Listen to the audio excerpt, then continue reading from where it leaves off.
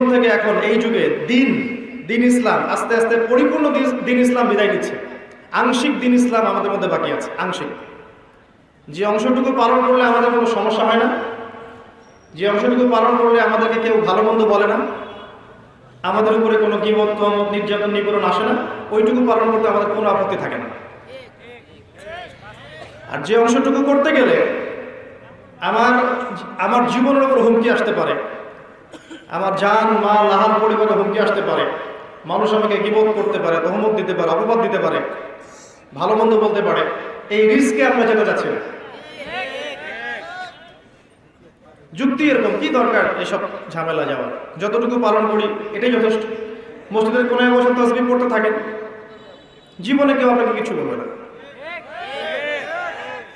এরকম একটা স্টেজে ওঠেন এবং এই স্টেজে ওঠার যোগ্যতা অর্জন করার চেষ্টা করেন, এবং আল্লাহ যদি কবুল করে, যদি আপনাকে এখানে বসায়, এখানে বসে খালি বলেন যে সুদভিত্তিক অর্থনীতি হারাম, আপনার উপর 10টা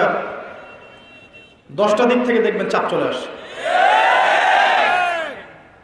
যে বিষয়টা আপনি পালন করলে আপনার কোনো সমস্যা হবে না, এটা সেই যুগ, সেই দিন পালন করা। যেটা পালন করলে আপনার সমস্যা হবে, সেটা আপনি এই যুগে পালন করতে পারবেন না। যদি আপনি সাহসিকতার সাথে পালন করতে যান, তাহলে আপনার পরিণতি হবে ইব্রাহিম আলাইহিস সালামের মতো, অথবা মুহাম্মদ সাল্লাল্লাহু আলাইহি ওয়াসাল্লামের মতো, তার সাহাবীদের মতো,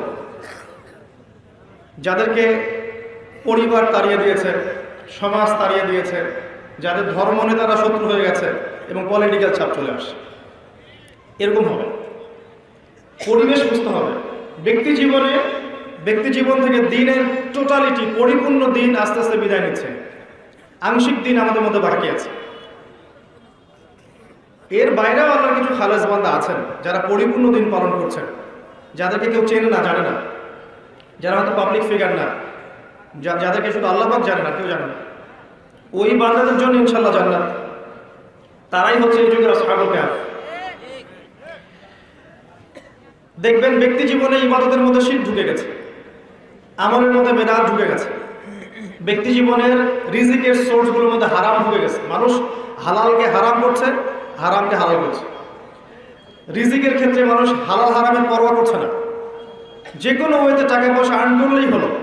আমার মার্সিডিজ চাই, আমার 5তলা বাড়ি চাই, আমার গাড়ি চাই, স্ট্যাটাস চাই, আমার ব্যাংক ব্যালেন্স চাই, এনিওয়ে যে কোনো পদ্ধতিতে হোক না কেন, এগুলো আমাকে অর্জন করতেই হবে। এটা আমাদের চ্যালেঞ্জ হয়ে গেছে।